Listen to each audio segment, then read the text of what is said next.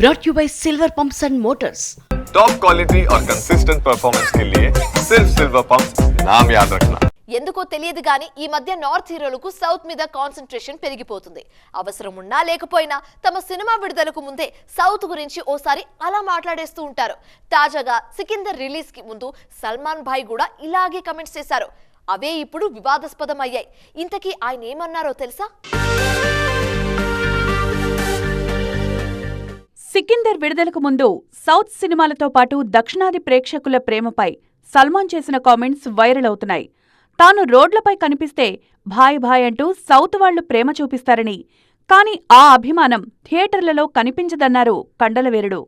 మేం సౌత్ సినిమాలు చూస్తాం కానీ మా సినిమాలు సౌత్ వాళ్లు చూడరంటూ కామెంట్ చేశారు సల్మాన్. చిరంజీవి, రజనీకాంత్, రామ్ చరణ్ లాంటి హీరోల సినిమాలను బాలీవుడ్ ఆడియన్స్ చూస్తున్నారని, వాళ్ల సినిమాలు భారీ వసూళ్లు సాధిస్తున్నాయన్నారు సల్మాన్.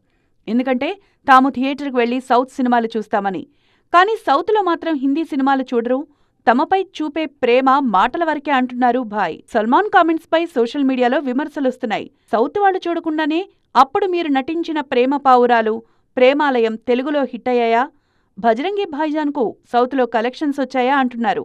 ఏదేమైనా కంటెంట్ ఉంటే జనం చూస్తారు గాని ప్రేముందని కాదు కదా అంటూ సల్మాన్కు కౌంటర్ ఇస్తున్నారు ఆడియన్స్.